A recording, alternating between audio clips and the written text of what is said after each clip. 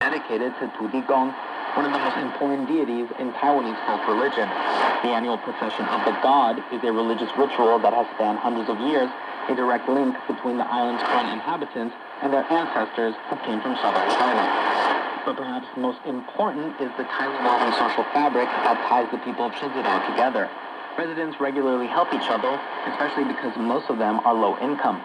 They continue to interact with those around them in a way that is becoming increasingly rare in Taiwan, where the young often go north in search of work, while the old remain in their homes or in nursing homes.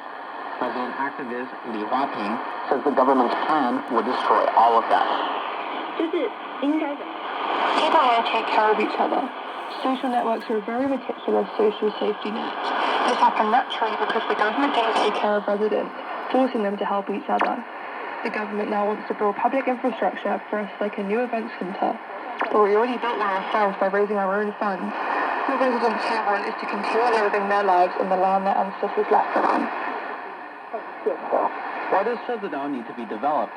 The government says it's to make the area safer through building a more flood-resistant island.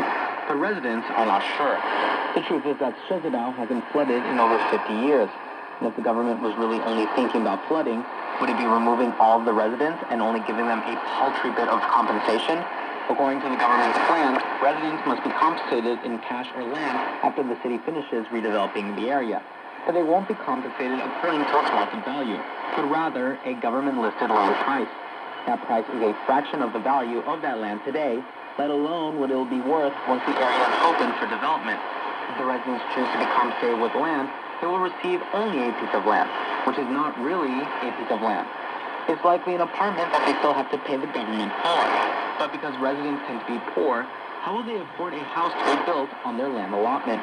The government plans to clear the land and completely change the structure of the island. The current 170 hectares of agricultural land would be converted to 2 hectares of land reserved for gardening. Another 20% of the land would go towards new sports facilities in preparation for Taipei hosting the 2038 Asian Games. But most of the land would go towards new residential development. Why doesn't the government simply redevelop the land and give the residents a house and a lot to replace what was taken from them? City official Li Ming says because it is the city who will develop the land, it has the right to decide what is done with it, regardless of what will be best for the residents. If the government pays the residents for the land then belongs to the government. So if the government plans to use some of this land for infrastructure, schools, and residences, they can do it. So there's no question about dividing the residents' land because the land is now under the power of the state. The land has entered into the hands of the government, and the residents have been compensated for it. Think of it like this. About 9% of Taipei's houses are empty. Additionally, Taiwan's population declined in 2022 for the 3rd year straight. And this trend doesn't look to be changing at all. Even in Taipei, the country's capital and the heart of its economy, the population is falling. So there's not much of an argument that Taipei needs a massive expansion of housing. The government's current plan for Shizidao would see the island's population increase to 35,000 from the current 11,000 after the area is developed. Why does a city with a declining population need all this new housing? Within the Taiwanese context, this leads to one likely reason: land speculation. Shizidao's development plan was one key factor.